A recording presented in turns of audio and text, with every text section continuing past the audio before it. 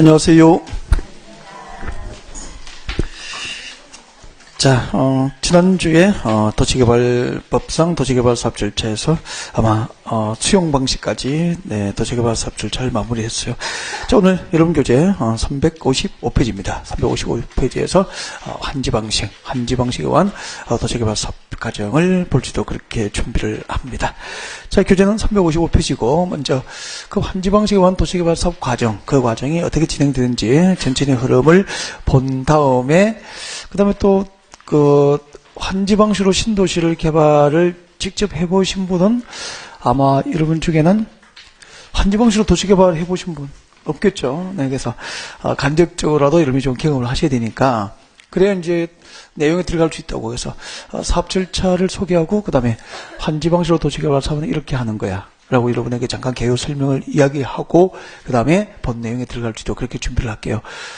처음 오신 분은 한지 방식에 의한 사업 절차 과정을 제가 필기를 할 때 같이 한번 적어 보셨으면 좋겠어요. 네, 시작을 할게요. 필기하는 거 좋아하잖아, 그죠? 자, 같이 가요. 자, 도시개발 사업의 전부나 일부를 한지 방식으로 해요. 한지 방식으로 하려면은 도시개발 사업 시행자는 반드시 이제 환지 계획이라는 걸 작성합니다. 환지 계획을 작성을 해요. 해가지고 그때 도시개발 사업 시행자가 그 행정청이 아니라면은 그 작성된 환지 계획에 대해서 특별자치도지사 그리고 시장 군수청으로부터 인가를 받아야 됩니다. 네. 자, 이렇게 환지 계획에 대한 인가가 나면은 그 다음에 이제 공사 시행, 사업 시행에 들어갑니다. 공사 시행에 들어가게 되고 그 사업 시행 과정에서 이제 환지 예정지를 지정할 수 있어요. 환지 예정지를 지정을 할 수 있습니다. 이 환지 예정지 지정처분을 전후로 해서 계속 도시개발 사업은 시행 중이에요. 계속 도시개발 사업은 시행 중이죠. 그러니까 사업 시행 과정에서 환지 예정지를 지정할 수 있다라고 된다고. 그러니까 환지 방식의 사업 절차에서 환지 예정지를 지정하는 것은 필요적인 절차입니까? 임의적 절차입니까? 임의적 절차 지정할 수 있다. 그렇게 된다고. 자, 그 다음에 이제 환지 방식으로 이렇게 사업 시행이 진행이 되고 그 사업 시행이 완료가 됐습니다. 사업이 완료가 됐죠. 완료되면은 아까 환지 계획으로 계획된 것을 법적으로 확정하기 위한 행정처분, 환지 처분의 절차, 과정을 받게 됩니다. 지금부터 필기하는 환지 처분 절차 있죠. 이것은 좀 암기를 해야 돼, 나올 때마다. 그래서 이 절차 자체를 물어보기도 합니다. 다음 중 한지 방식의 사업 절차에서 환지 처분 절차가 맞게 지어진 것은 그렇게 나오거든요. 이게 정답이라고 마음속으로 따라합니다. 자, 환지 방식으로 사업이 완료되면은 자, 도시개발 사업 시행자는 지체 없이 공사 완료를 공고를 하게 돼요. 지체 없이 공사 완료를 공고하고 그다음에 공사 관계 서류를 일반에게 공개 열람을 시키게 됩니다. 그러면은 여러분이 만약에 공사 관계자야. 여러분이 환지계획구역에 토지를 소유하고 있는 종전 토지 소유자야. 그러면은 여러분도 이해관계가 되잖아요. 그러면 서류가 공개 열람될 때 가서 보게 되죠. 관련 서류 열람을 했어. 열람했는데 여러분의 의견이 생겼어. 그러면 집에 가야 됩니까? 의견을 말해야 됩니까? 그 공람기간 중 관련 서류를 공개 열람하고 의견이 있는 자들은 이제 도시개발 사업 시행자에게 공람기간 중 의견을 제출한다고. 의견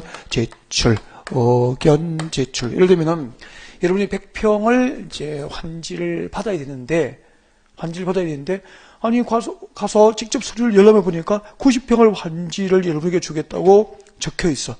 그럼 집에 가야 됩니까? 말해야 됩니까? 얘기해야 될 거 아니야. 의견 제출하라고. 그럼 도시개발 사업 시행자는 그 제출된 의견에 대해서 필요한 조치를 취한 다음 준공검사를 신청한다고. 준공검사를 신청하고 준공검사가 있으면 그날부터 60일이에요. 준공검사로부터 60일 내에 아까 환지 계획으로 계획된 것을 확정하기 위한 행정처분이 있게 되는데 이것을 환지처분이다라고 하게 됩니다. 여기까지입니다.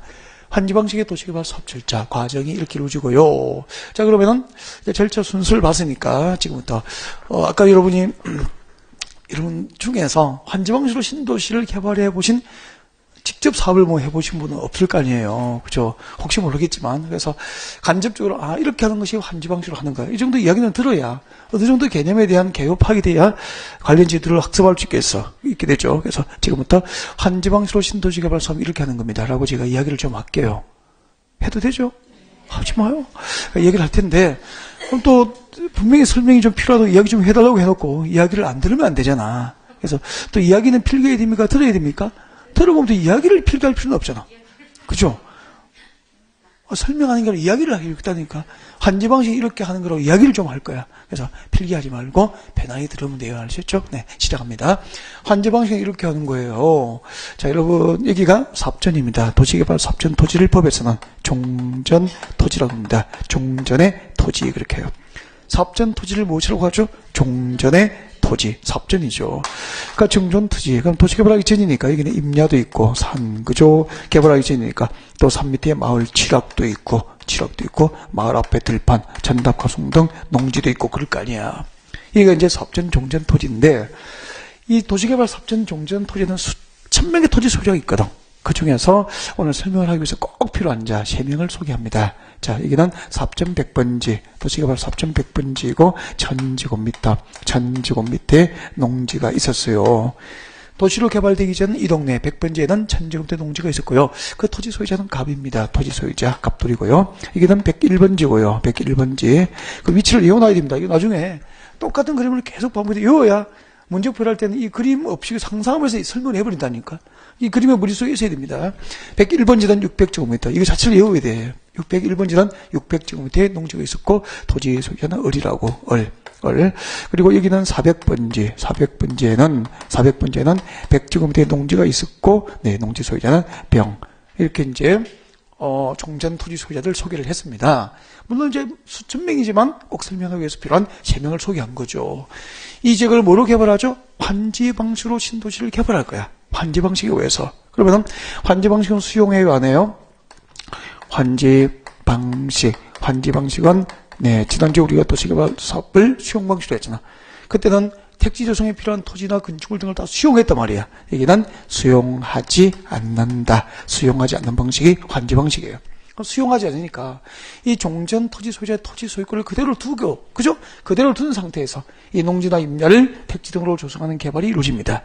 이것이 무슨 방식이죠? 환지 방식은 도시개발이다. 그렇게 되는 거죠. 그래서 개발해 볼게요. 자, 갑을 병 등의 소유권을 그대로 둔 상태에서 자, 농지나 임야를 택지 등으로 조성해서 개발을 하게 되겠죠. 신도시가 개발된 거야.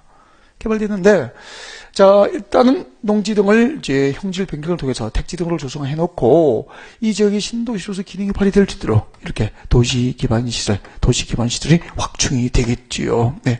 우리 국토교수 배웠죠. 이렇게 도시개발 사업을 할 때 그 구역 면적 규모가 200만 제곱미터를 초과하면 도로 밑에 뭘 설치해야 됩니까? 공동구를 설치해가지고 도로 밑에 전기, 전화, 가스, 통신 등 시설을 지하에다가 이제 공동으로 수용하게 되죠. 이것을 공동구 그렇게 하죠. 그러면 도시가 위에 하늘이 막 이렇게 전선이나 막 전화선 이런 것으로 거미줄처럼 얽히고 설키고 하지 않겠죠? 얼마나 도시가 공간이 깨끗하겠어. 해운대가 그런 도시잖아요. 해운대는 그 신도시이고 계획도시이기 때문에 아마 이 신도시를 설계할 때 도로 밑에 공동구를 설치해가지고 전화, 전기, 가스, 통신선은 전부 지하에 매설된 도시입니다. 그러니까 좋은 거잖아요. 기반시설이 양호하니까. 아, 그렇구나. 그 다음에 이제 봐요. 여기는 택지가 조성됐어. 주택 건설에 필요한 택지가 조성됐고요. 여기 아까 잠깐 봐봐. 이 위치가 100번지잖아.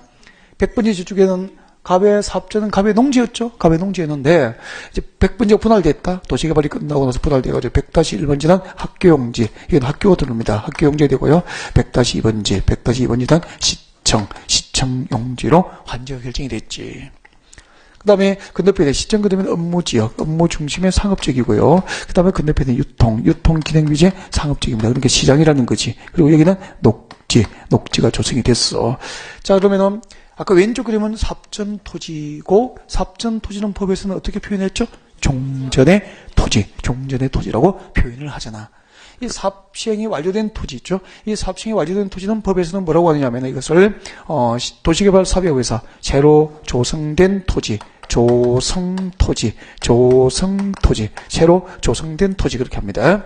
새로 조성된 토지라고 해서 조성토지라고도 하고 뭐 새로운 토지라고도 하고 또 환지라고도 하고 그래요. 환지. 여기까지입니다. 그러면은 이 조성된 토지, 도시개발사업이 끝났지만 이 사업이 완료된 이 지역의 토지 소유권은 사업체인에게 있습니까? 종전토지 소유자들에게 있습니까? 종전토지 소유자들에게 소유권이 그대로 있을 거 아닌가. 수용 안 했으니까. 그래서 환지 방식으로 사업이 끝났죠. 끝나면은 그 종전토지 소유자들에게 그 옛날에 그들이 소유했던 농지 대신에 새로 조성된 택지 등을 나눠줘요. 이렇게 나눠주는 게 뭐죠? 환지를 준다고 하는 거야. 그래서 예를 들면 100분이 농지를 소유했던 가백에 사업 완료 여기 200분지거든. 200분지에 조성된 택지 500제곱미터를 이렇게 교부해 준다고 가백에. 이것을 뭐라고 하죠? 아까 환지라고 한다. 환지는 토지의 교환을 의미하는 거야. 사업전 가백 토지 위치가 몇 번지였죠? 100번지.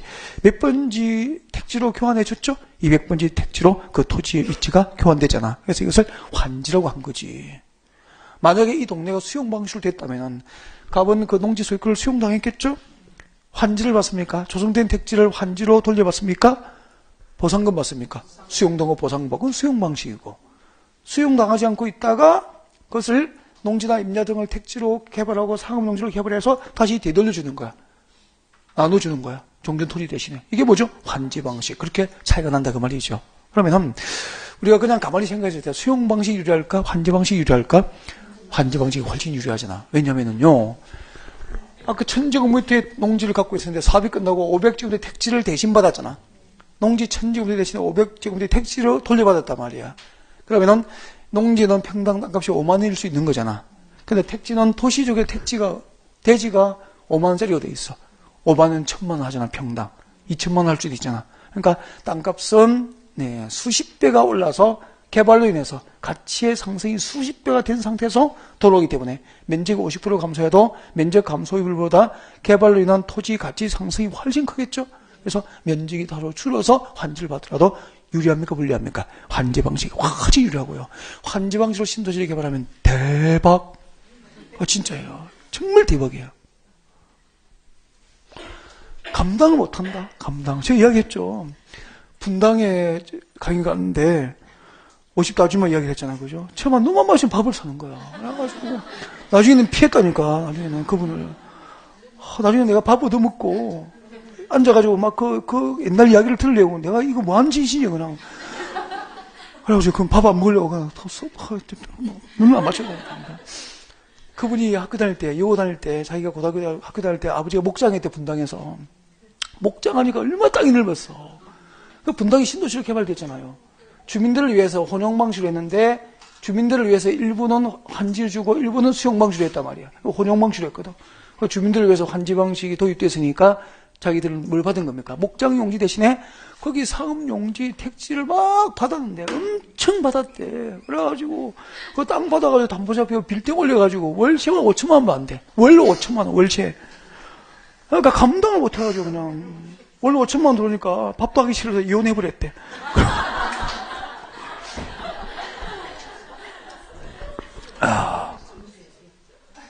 돈을 못 써가지고 주치를 못하는 거야. 눈만 마주치면 밥 산다 그러고.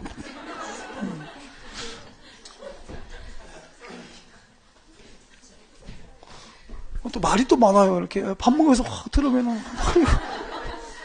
한두 번 가거든요. 피해가. 뭐가 유리합니까? 수용 방식입니까? 환지 방식입니까? 환지 방식이 유리할 수밖에 없죠. 네. 네. 갑의 100번지 1000제곱미터의 농지를 보유하고 있었는데 200번지 500제곱미터의 환지를 받았잖아. 되돌려 받았잖아. 못 받는 게 얼마죠? 500이잖아. 종전토지수야 갑에게 환지를 정하여 주지 않고 도시개발사업 목적 달성을 위한 용도에 쓰려고 500제곱미터를 남겨둔 거야.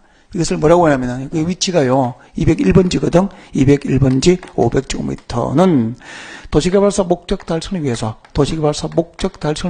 종전토지 소유자에게 환지를 정하지 않고 보류를 했잖아. 보류. 그래서 보류지라고 합니다. 보류지. 도시개발사업 목적 달성을 위한 용도에 쓰려고 종전 토지 소유자에게 환지를 정하여 주지 않고 보류한 토지를 뭐라고 합니까? 보류지라고 하는 보류지. 그러면은 결국 갑은 201번지 500제곱미터 보류지만큼 도시개발을 위해서 개인적으로 이 토지를 부담을 한 거단 말이야. 그래서 자, 종전 토지 소유자에게 환지로 정하지 않은 토지, 환지 부지정된 토지를 도시개발사 목적 달성을 위해서 환지로 정하지 않고 보류했기 때문에 이것을 이름을 뭐라고 합니까? 보류지, 환지 부지정, 보류지, 환지 부지정된 토지를 보류지라고 한다고. 얼마죠? 500제곱미터지. 그리고 이 보류지죠. 이 환지 부지정된 토지, 이 보류지가 500제곱미터잖아. 이 보류지가 갑의 종전 토지 면적에서 차지하는 비율이 50%잖아. 50%를 신도시 개발을 위해서 갑은 토지 500제곱미터를 땅에 보유하고 있던 토지 면적 50%를 신도시 개발을 위해서 부담을 한 거 아닙니까? 내놓은 거라고. 그래서 이것을 토지 부담률이라 그래. 토지 부담률. 종전 토지 소유자들이 도시개발구역 안에 종전 토지 소유자가 신도시 개발을 위해서 본래 보유하고 있던 토지 면적 중 일정한 비율을 부담을 했단 말이에요. 보유하고 있는 토지 면적이 몇 %를 부담했죠? 50%. 그래서 이때는 부담률, 토지 부담률이라고 하고요. 또 감보율이라고도 합니다. 같은 말입니다. 감보율, 토지 부담률 50%를 제가 예를 들어서 여러분에게 설명합니다. 우리 환지방식의 도시개발사업주에서 감보율은 50%를 초과할 수 없다는 게 원칙입니다. 50%를 초과할 수 없다. 지정권자가 인정하면 예외적으로 60%까지 가능하고요. 구역 내에 토지 소유자 전부가 동의를 한다면 60%를 초과할 수도 있다. 그렇게 됩니다. 조금 이따 배우게 될 거예요. 네. 자, 감보율 50%를 예를 들어서 설명한 거고요. 자, 이와 같은 원리에 의해서 신도시 개발 사업이 이루어지면은 수용 방식입니까? 환지 방식입니까? 환지 방식. 우리가 구별해 봅시다. 수용 방식은 이렇게 돼 있잖아.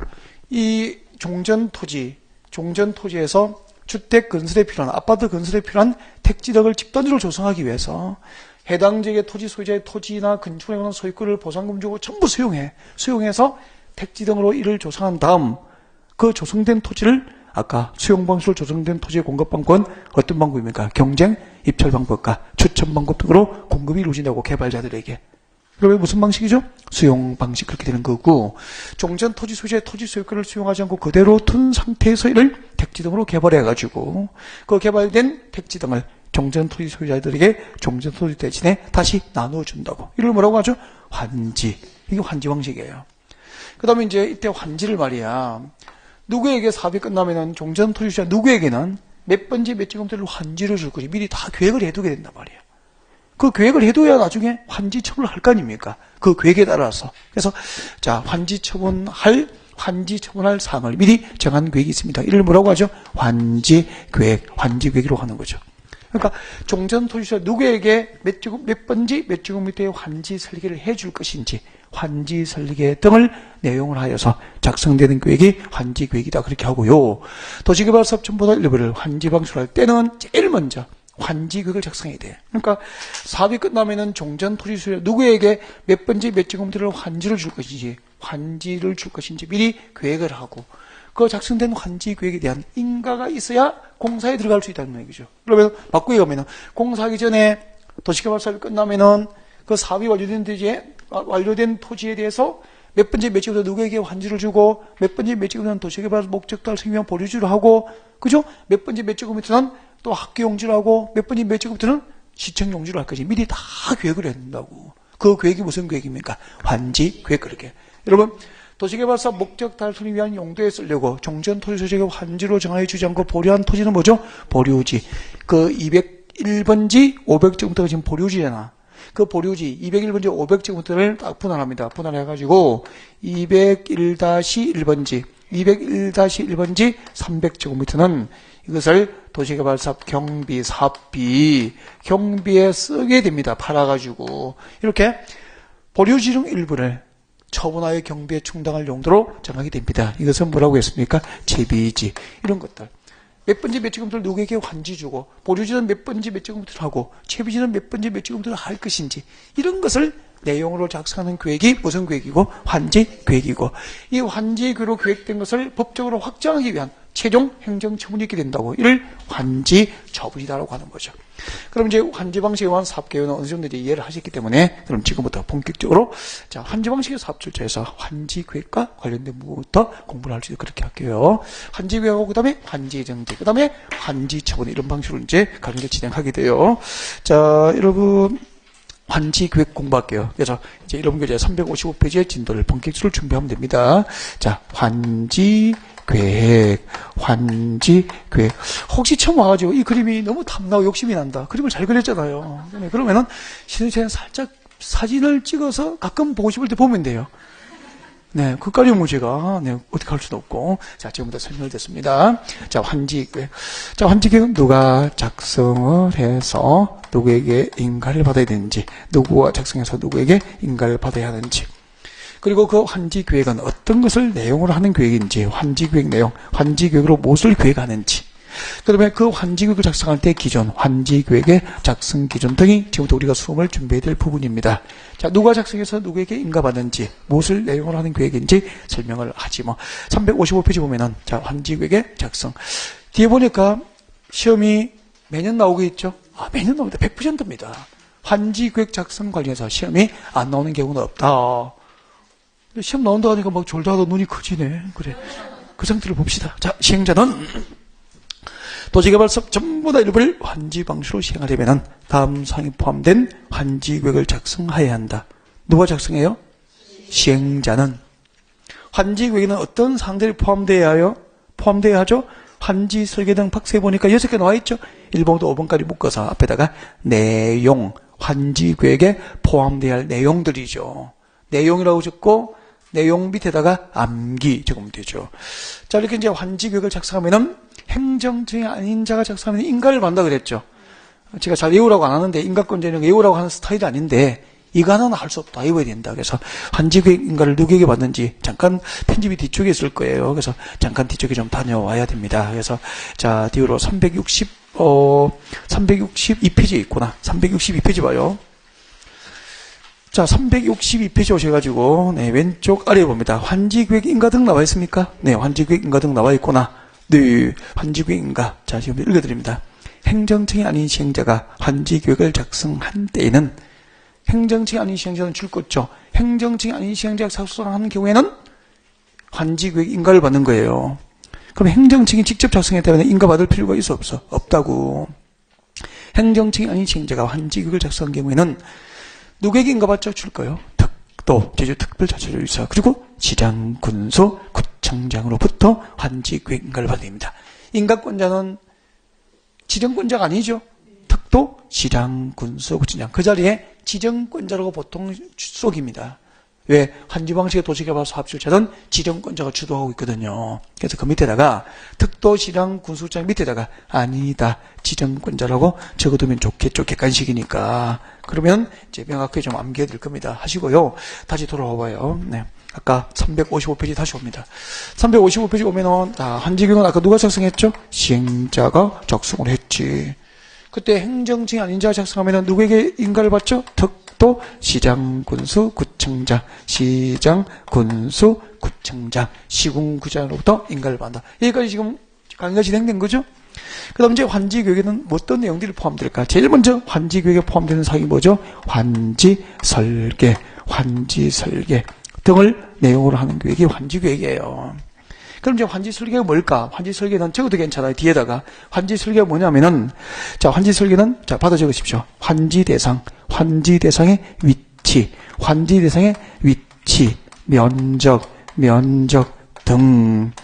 환지대상의 위치나 면적 등을 설계하는 게 환지설계입니다. 환지대상의 위치, 면적 등. 환지대상의 위치나 면적 등을 설계하는 게 환지설계가 돼요. 예를 들면은, 잠깐 봐요. 예를 들면은, 아까 사업점 100번지 1000제곱미터 갑의 농지였잖아. 사업이 끝나면은, 이 종전 토지자 갑에게는 200번지 위치에다가 500제곱미터의 면적을 환지로 줄 거라고 설계하는 게 환지 설계라고. 200번지도 뭔데? 갑에게 환지해야 될 대상의 위치를 말한 거 아닙니까? 500제곱미터 뭔데? 갑에게 환지해야 될 대상의 면적을 말한 거 아닙니까? 그러니까 종전 토지자 누구에게 몇 번지 몇 평을 환지 줄 것인지 설계하는 게 환지 설계예요. 이 환지 설계가 참 중요하다. 왜냐면은요, 이 환지 설계에 따라서 종전 토지 소유자들의 경제적 운명이 결정돼. 무슨 말이냐면은, 가본 환지 설계에 의해서 200번지, 500집도 택지를 환지받았잖아요. 평당 500 할 수도 있죠. 땅값이. 환지를 택지를 받았어. 평당 500만 할 수도 있거든. 근데 병돌이 있잖아요. 400번지 농지 소유자 병돌이는 환지를 받았는데, 시청 건너편에 상업적 업무적인 환지를 받아서 평당 5천만 원이다, 땅값이. 경제적 운명이 달라지잖아. 500 환지받은 사람하고 5천만짜리 환지받은 사람은. 네. 이런 환지 설계를 내용으로 하는 계획이 환지 계획이에요. 그 다음 두 번째, 필지별로 된 환지 명세. 필지별 권리별로 된 청산 대상 토지 명세. 청산 대상 토지 명세가 무슨 말이냐면은 이런 얘기지. 여보세요?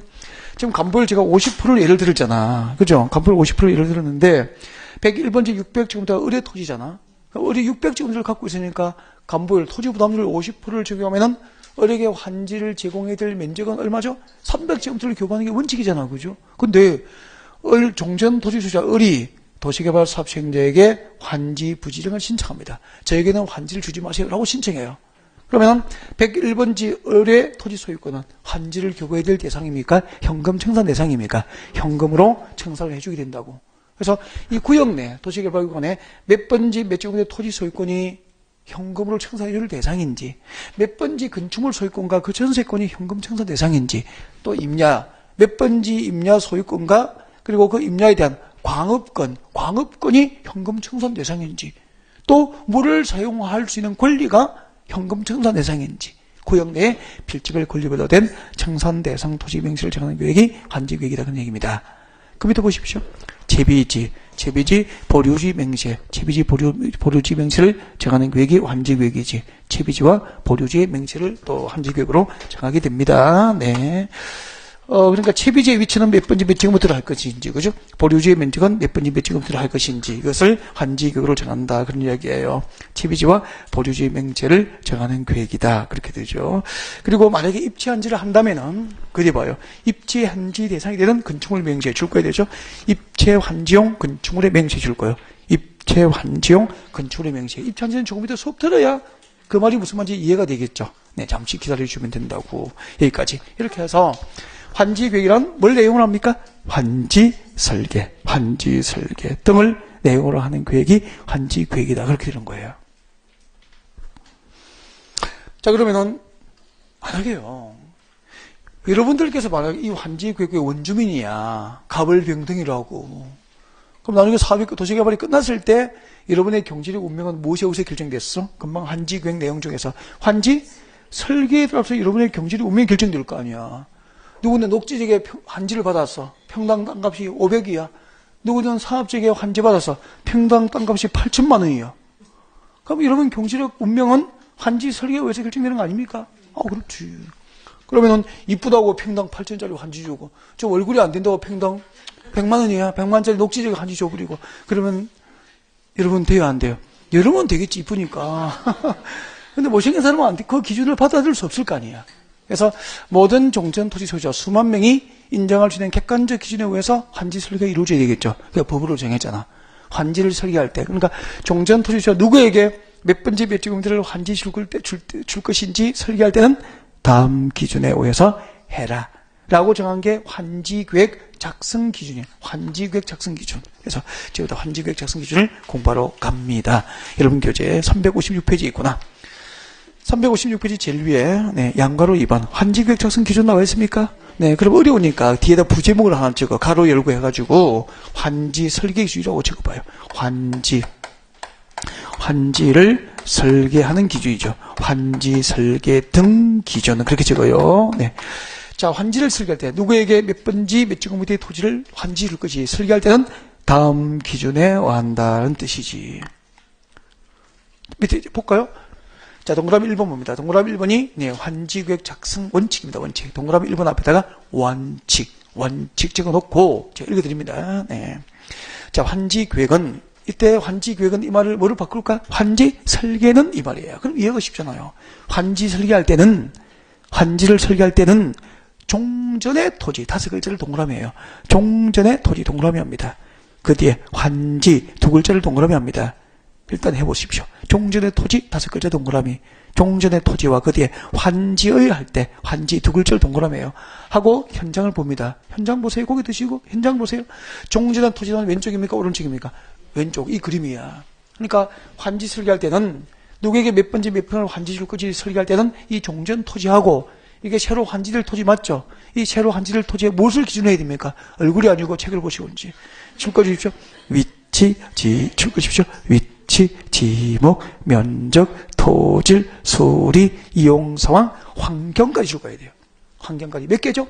7개. 위치부터 환경까지 7가지를 기준으로 환지 설계를 해라 이 말입니다. 거기에 얼굴 나와요? 안 나오잖아. 경제력 나와요? 안 나오잖아. 키 나와요? 안 나오네. 몸무게도 안 나오고. 네. 위치, 지목, 면적, 토질, 수리, 이용상, 환경. 7가지를 기준해야 돼요. 그래서, 자, 설명을 좀 들어요. 그 말이 무슨 말인지. 자, 환지를 설계하는 기준. 환지를 설계하는 기준. 네, 적지름하고 책에 딱 봅니다. 자, 첫 번째 뭐죠? 위치, 지목, 면적. 3개잖아. 앞에서 다음에는 무슨 면? 위지면. 저 시골 가면은 무슨 경상남도 무슨군 무슨면 무슨리에 삽니다. 막 그렇게 나가잖아. 그죠? 위지면 무슨 면이라고요? 위지면이 위지면 3개. 그다음에 토질 수리 용상 위지면 무슨 리? 토수리 위지면 토수리. 내가 거기 살잖아. 경남 산청군 위지면 토수리에 살잖아. 본적이 그게라니 본적이. 네. 위지면 토수리. 그리고 저희 아버지 이름은 환입니다. 환. 위지면 토수리 환. 진짜 붙인 성함이 환이에요. 최성환. 환자 들어갈 수 맞네. 최성환. 나이가 많으시니까 옹. 위지면 토수리 환. 위지면 토수리 환. 그렇게 돼요. 위지면 토수리 환. 제가 올해는 이제 그 설 딱 끝나고부터 시골 토요일 일로 가서 늘 일을 했거든. 농장 개발도 막 일을 하니까 평생 내가 이렇게 일하는 걸 아버지가 처음 본 거예요. 이제 제가 일하는 스타일이 아니거든. 스타일이 아닌데 올해는 진짜 설치고 열심히 가서 했잖아. 주말마다 가서 하니까 아버지가 우리 아들이 완전 달라졌다고. 너 왜 그러냐고. 애가 왜 이렇게 달라졌냐고 막 되게 좋아하셨어요. 좋아하고 일한다고 자주 가니까 더 좋아하고 막 그랬죠. 근데 나이가 들잖아니까 아버님이 올해 85 나이가 좀 되시잖아요. 건강하시고 뭐 88 하세요. 88. 네. 정말 100세 뭐 이상 사실 것 같아. 정말 잘 모르지만 건강하세요. 지금은 되게 건강하시고 일도 잘하시고.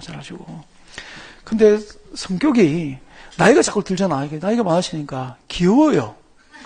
다시 아이가 되는 그런 느낌 같은가. 참 하는 일마다 참 귀여우시구나. 예뻐요. 좋아. 자, 여기까지 위지면 토수리 환. 위지면 토수리 환. 그러니까 어릴 때는 제가 클 때 제 평생을 아버지한테 안겨본 기억이 없어. 나 진짜. 그러니까 한번 안겨보는 기억이 없어. 안겨본 기억. 안아줘본 적이 없는 것 같아. 그리고 나를 업어줘본 적도 없는 것 같고 나를 이렇게 정답게 쳐다본 적도 없는 것 같아. 근데 요즘에는 둘이 친구처럼 지내니까 나이가 드니까 이렇게 부드러워지고 그렇게 되더라고.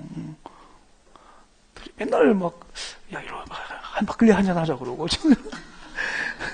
자려고 하는데 안 자나 한 잔만 하고 잘래. 엄마 몰래 와가지고 갑니다.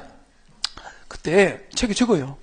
자, 환지 설계할 때는 종전 토지와 환지될 토지의 위치, 지목, 면적 이 3가지를 고려하여 환지를 정하자라고 하는 주장이 있습니다. 그 주장을 책에 적어요. 이것을 뭐라고 하냐면은 면적주의라 그래. 면적주의.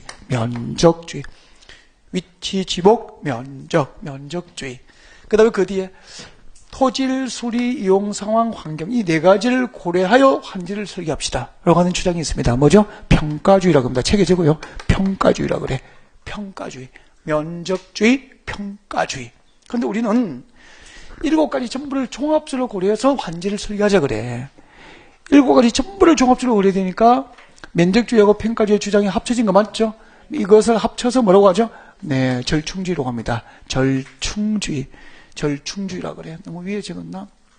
자, 이것을 절충주의라고 합니다. 면적주의하고 평가주의를 합하면은 뭐가 되죠? 절충주의. 절충주의 그렇게 된다고. 그러면 현재 도시개발법상 환지계획 작성 원칙은 절충주의를 원칙으로 하고요. 이 절충주의 원칙에 따라서 종전토지하고 새로 환지될 토지의 위치, 지목, 면적, 토질, 수리, 이용상, 환경이 같도록 환지 설계를 하자는 주장을 절충주의라고 하고, 이 절충주의 주장에 따라서 환지 설계가 이루어지면은 청산 절차가 필요 없는 가장 이상적으로 잘된 환지가 이루어져요. 그러니까 청산 절차가 필요 없는 가장 이상적으로 잘된 환지를 무슨 환지라고 하냐면은 적응환지라고 합니다. 무슨 환지죠? 적응환지. 그러면 적응환지, 청산 절차가 필요 없는 가장 이상적으로 잘된 환지가 가능하기 위해서는 무슨 주의를 채택해야 됩니까? 절충주의를 채택해야 되기 때문에 절충주의를 채택하면은 적응환지가 가능하고, 적응환지가 이루어지려면은 절충주의를 채택해야 돼요. 두 가지 의미를 같이 보면 돼요, 그냥. 그러면은 현재 도시개발법상 환지계획 작성, 환지를 작성하는 원칙은 절충주의 원칙에도 맞고 적응환지를 원칙으로 한다고 해도 맞는 걸로 합니다. 같은 말로 이해하면 돼, 그냥. 그럼 이거 다시 설명할게요. 이거 여기까지 됐고, 근데 이제 이걸 실제로 이제 실무적으로 이해해야 될 거 아니에요. 이게 이 말이에요. 이 말이 무슨 말인지 진짜 알려면은, 제일 먼저 환지를 설계할 때는 종전토지하고 새로 환지될 토지에 뭘 기준으로 하라고요? 위치죠. 그 말의 뜻은 이런 뜻이야. 종전토지 소유자의 토지 위치가 100번지였으면 새로 환지될 설계의 위치도 같은 위치, 100번지 위치에 환지를 설계하자. 그러니까 도시개발하기 전 100번지의 농지를 갖고 있었다면 100번지 땅을 환지로 주라는 얘기예요. 그 위치가 갖고 설계는 가장 좋은 거 아닙니까? 당신의 사업전 100번지 있으니까 100번지 땅을 환지 주겠다 이 말이야. 두 번째는 위치, 지목. 뭐가 같아야 되는가? 지목이 같게. 종전토지하고 새로 환지될 토지의 위치를, 지목을 똑같게 설계해 주라는 겁니다. 잡종지는 잡종지, 하천부지는 하천부지, 대지는 대지. 가장 좋은 거 아닙니까? 면적 비율을 똑같이. 그러니까 간부율 50%니까 모든 종전토지 소유의 간부율 몇 프로 정해하라? 50%를 똑같이 정해야 공평한 거 아닙니까? 그 다음에 토질이 같고, 토질이 똑같게, 수리, 물을 이용하는 관계, 수리 관계가 같게, 이용 상황이 같고 환경이 같게 설계하자는 거지. 그러니까 종전토지하고 새로 환지될 토지의 위치가 같고, 지목이 같고, 면적이 같고, 토질이 같고, 수리 같고, 이용 상황 같고, 환경이 같도록 환지 설계를 해야 된다는 주장을 절충주의라고 하고, 그 절충주의 주장대로 환지 설계가 이루어지면 청산 절차가 필요합니까? 필요 없습니까? 필요 없는 가장 이상적인 환지가 이루어지는데 이를 적응환지라고 한다고. 이해가 됐죠? 이게 원칙이야. 적응환지가 원칙인데 그 원칙에 대해서 이제 다음과 같은 특례를 인정하게 되지. 환지계획 작성할 때 특례가 9가지 인정됩니다. 지금부터 환지계획 작성 특례 9가지를 설명을 하겠습니다. 이 환지계획 작성 특례는 별표 2개 하고요. 진짜가 9개를 자꾸 말하는 연습을 좀 했으면 좋겠는데, 환지계획 작성 특례 9가지는 책 보지 않고 말하는 연습을 하자. 지금부터 교재에 있는 번호를 완전 무시하고 제가 밑줄 거면서 여러분에게 설명을 드리겠습니다. 네, 환지계획 작성 특례 356페이지에 있다. 356페이지에 양괄호 3번 찾으셨습니까? 네, 동의 등에 따른 환지세율이라고 되어 있습니까? 그 위에다 적어요. 그 위에다가 이게 환지계획 작성 특례입니다. 특례라고 하고 별표 2개 해놓고 교재에 있는 번호를 무시하고 지금부터 제가 읽어주고 밑줄 그어드리겠습니다. 그리고 번호 붙일게요. 몇 개가 있다고 그랬죠? 9개. 지금부터 그 9개를 찾아서 떠납니다. 시작합니다. 동그라미 1번부터 같이 봅니다. 밑줄 걸 준비되었습니까? 네, 이제 갑니다. 쭉 따라오면서 줄 것이 옵니다. 자, 종전토지 소유자가 신청하거나 동의하면은 이때 신청은 동그라미, 이때 신청은 무슨 신청이죠? 환지 부지정 신청이야. 환지 부지정 신청. 종전토지 소유자가 환지 부지정을 신청하거나 환지 부지정에 동의를 한다면은 특례로서 해당 토지의 전부나 일부에 대해서 환지를 정하여 주지 아니할 수 있다 이 말입니다. 다만 이 중요합니다. 그 토지에 임차권자 등이 있다면 그의 동의를 얻어야만 환지 부지정이 가능해. 이걸 빠뜨리면 안 돼, 시험 칠 때는. 그러니까 신청과 동의에 의해서 환지를 부지정할 때는 임차권자 등의 동의를 얻어야 된다는 얘기죠. 이걸 빠뜨리면 안 됩니다. 여기까지가 환지계획 작성 특례 1번입니다. 1번, 동그라미 1번 딱 써요. 동그라미 1번 쓰고, 그 다음에 오른쪽으로 옵니다. 오른쪽으로 오셔가지고 357페이지를 봐요. 357페이지. 자, 다시 볼까요? 봐요. 여러분, 삽전 종전토지 101번지 600제곱미터 의뢰토지였잖아. 간부율 50%면 의뢰가 300제곱미터를 환지를 주는 게 원칙이라. 근데 종전토지 소유자 을이 도시개발 사업 시행자에게 환지 부지정을 신청하거나 그 환지 부지정에 동의를 한다면은 특례로서 을에게 300제곱미터 환지를 정하여 주지 아니할 수 있고요. 그 토지에 임차권자가 있다면은 임차권자 등의 동의를 얻은 경우에만 환지 부지정이 가능하다 이 말입니다. 이해가 됐죠? 그 다음에 이제 두 번째 이야기 오른쪽으로 와요. 자, 359페이지 제일 위에서 네 번째 줄입니다. 동그라미 1번 시행자는 찾았습니까? 읽어드립니다. 줄거리를 따라와요. 시행자는 토지 면적 규모를 조정할 특별한 필요가 있다면 면적이 작은 토지는 과소 토지가 되지 않도록 면적을 늘려서 환지를 정하거나 여기까지 주고요. 동그라미 2번. 이를 무슨 환지라고 그러죠? 면적이 작은 토지는 과소 토지가 되지 않도록 면적을 기존 면적보다 늘려서 준다 이 말이야. 그러면 줄인 겁니까? 늘렸습니까? 늘려서 환지를 교부했으니까 증환지라고 한다고. 증환지라고 한다고. 증환지 할 수 있어. 면적을 기준 면적보다 늘려줬으니까 면적 비율을 정확하게 고려한 거 아니잖아? 그 특례가 되는 거야. 아, 그렇구나. 2번. 그 뒤에 봐요. 환지 대상에서 제외할 수도 있어. 환지 대상에서 제외할 수 있고 줄 거고. 몇 번이죠? 3번. 그 동그라미 3번을 밑줄 껐죠? 네, 다시 찍어요. 이 동그라미 3번이 이꼴 뭐라고 외워야 되죠? 과소토지 환지 부지정. 과소토지 환지 부지정.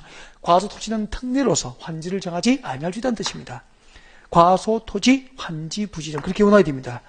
과소토지는 환지를 정하여 주지 아니할 수 있다. 특례로서. 무슨 이야기면 이런 얘기지. 실제로 보여드릴게. 봐봐요. 여보세요? 사업전 종전 토지 400번지 100제곱미터가 병의 농지였잖아. 그럼 지금 간벌 50%니까 병에게는 얼마 줘야 돼요? 얼마? 50제곱미터 줘야 돼. 50제곱미터. 50제곱미터니까 3.3제곱미터가 한 평이잖아. 나누면 한 17평 정도 돼. 야, 그럼 봐봐요. 그럼 대지를 줬는데 17평을 주면은 건축을 하기에 면적이 큽니까? 너무 작습니까? 지목이 정한 목적대로 건축하기에는 면적 규모가 너무 작잖아. 이런 땅을 과소토지라 그래. 이 과소토지 소유자에게는 도시개발 사업 시행자 특례로서 환지를 정하여 주지 않을 수 있다. 땅 안 준다 이 말입니다. 집지을 땅을 안 줘요. 네. 과소 토지는 환지 대상에서 재배지길 수 있는 특례가 있는가. 세 번째 했죠? 그 다음에 줄 거예요. 면적이 넓은 토지는 면적을 줄여서 환지를 정할 수 있다 줄 거고 몇 번? 4번. 면적이 넓은 토지는 그 면적을 줄여서 환지를 정했으니까 아까 늘려주면은 증환지죠? 줄였으니까 뭐죠? 감환지라고 합니다. 감환지. 면적을 줄여서 기준 면적보다 면적을 적게 교부합니다. 감환지. 네. 몇 개 했습니까? 환지 계획작성 특례 9개 중에서 4개를 했어. 4개. 이제 5개 하면 휴직합니다. 아싸, 5개. 자, 입차한지 내려옵니다. 입차한지 줄 것이고 5번. 입차한지가 환지 계획작성 특례 5번이야. 5번인데 입차한지는 단독 출제 가능성이 매우 높다. 단독 출제 가능성이 매우 높은데 이야기를 잘 들어야 되겠죠. 그래서 입차한지 일단 설명을 듣고 그 다음에 뭘 수험 준비해야 될지 체킹하겠습니다. 그래서 고개를 듭니다. 입차한지 합시다. 네. 입차한지 이거다. 사업전 종전 토지 400번지 100제곱미터가 병돌이의 농지였는데 간부율 50%를 적용하니까 병돌이에게 50제곱미터를 줘야 되는데 50제곱미터는 집을 짓게 면적 규모가 너무 작아서 특례로서 환지 대상에 재배시키고 땅을 안 준 거야. 그럼 병돌이는 기분이 좀 좋습니까? 기분 나쁩니까? 아까 환지 방식은 대박이라고 그랬죠? 땅을 받으면 땅값이 토지 가치가 50배, 100배 상승해 돌아오니까 대박이잖아요. 나도 이제 환지 방식으로 이렇게 땅이 좀 도시 개발이 되니까 고향 땅을 좀 가졌으니까 부자 대박을 하면 대박을 터뜨려야지 하고 있는데 땅을 안 준대. 당신은 몫이 작아서 못 주겠대. 그럼 저 불만이 많을 거 아닙니까? 근데 자기 혼자만 이런 사람이 있습니까? 구역 내에 이런 사람이 많습니까? 면적 규모, 환지 받을 수 있는 토지 면적 규모가 작던 이유로 환지를 받지 못하는 토지 소유자가 곳곳에 수백 명이 될 거 아니야. 그들이 요즘에는 그냥 물러납니까? 땅 달러 갑니까? 도시개발 사업 시행자가 와가지고 막 집단 행동할 까집니까? 우리에게도 집지을 땅을 달라, 빵빵빵 깽가리 치고 막 군청 와서 막 하고 이게 공사하고 있을 거 아니야. 이제 농지를 택지로 바꾸려고 막 불도저로 미는데 불도저 밑에 와서 아줌마 누워버리지. 땅 파워 포크레인 땅 파는데 바가지 위에 막 올라 앉아버리지. 그러면 원활하게 도시개발 사업을 할 수 있어 없어? 없겠죠. 그래서 이 종전토지 소유자, 환지를 받지 못한 이 종전토지 소유자들에게 네 곳곳에 토지가 있겠죠. 곳곳에는 면적이 작은 토지를 도시개발 사업시에 전부 사요. 시행자 다 매입을 해가지고 한 곳에 모으면은 큰 대지가 확보될 거 아닌가. 맞죠? 큰 대지가 확보된다고. 여기다가 도시개발사업 시행자가 직접 건축을 해. 시행자가 땅 사가지고 아파트 짓는다고. 이렇게 얘기해. 여러분들에게 드릴 수 있는 토지 면적, 대지를 줄 수 있는 면적 규모가 너무 작아서 대지를 들 수는 없다. 미안한데 대신에 아파트 입주권을 드릴게요. 주변의 평당 시세가 지금 1200이잖아. 근데 한 500 정도로 아파트 입주권 드리겠습니다. 됐죠? 그러면은 이분들도 이제 그 정도에서는 타협을 하게 되죠. 그래서 이 종전 토지 소유자들에게 당신들이 신청만 한다면은, 종전 토지나 건축물 소유자가 신청만 도시개발 사업 시행자에게 한다면은 땅 대신에 새로 조성된 택지에 가름하여 대신에 시행자가 처분권을 갖고 있는 아파트 건축물이잖아. 건축물 일부하고 그 아파트의 대지 지분, 토지의 공유 지분을 교부해 줄 수 있다고 합니다. 이것을 입천지라고 그래. 왜 입천지라고 그러죠?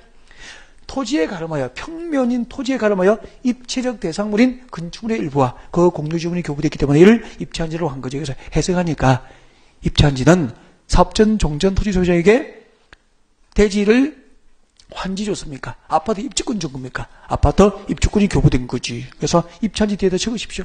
입체한지는 이해하니까 아파트 입주권이 교부된 경우입니다. 아파트 입주권 교부죠. 도시개발사업전 종전 토지의 소유자, 종전의 토지나 건축물 소유자, 원주민들에게 새로 조성된 택지를 환지로 주는 대신에 아파트 입주권이 교부됩니다. 이를 무슨 환지라고 합니까? 입체환지. 그렇게 되는 거야. 그럼 봐요. 그런데 입체환지 아파트, 병동에는 아파트 입주권 받았죠? 주변 시세가 평당 1000만 원인데 500에 환지를 받은 거야. 입체환지를 받은 거야. 아파트 분양권을 받은 거야. 입주권을 받은 거야. 그러면 딱 받는 순간 평당 얼마씩 프리미엄이 생깁니까? 500씩. 그럼 30평대 받아도 1억 5천 정도. 그죠? 그렇게 될 거 아니야. 프리미엄이. 그러면은 이 입주권을 평당 600에 살 사람이 생겨, 안 생겨? 생기죠? 그럼 또 급하면은 팔 거 아니야. 700에 살 사람 또 생기죠? 또 팔 거 아니야. 이게 입주권 전매, 분양권 전매가 되는 거야. 그럼 분양권 전매를 이렇게 마음대로 하면은 나중에 결국 실소유자가 입주할 때는 주변 시세하고 비슷한 아파트 가격으로 입주해야 되겠죠? 그리고 주변의 아파트 값을 올리는데 부채질하게 되잖아. 그래서 이런 분양권 전매, 입주권 전매를 그냥 두지도 않거든, 정부가. 그래서 여기다가 이런 것을 나중에 주택법 배운다고. 주택법상 투기과일지구 들어봤죠? 여기다가 투기과일지구를 팍 지정해버리잖아. 투기과일지구가 지정되면 아파트 입주권, 분양권 전매를 법으로 강제로 이제 제한을 가하게 되는 거예요. 이렇게 연결됩니다, 또. 돈 좀 벌리니까 그럼 놔두지 않죠? 그럼 봐봐.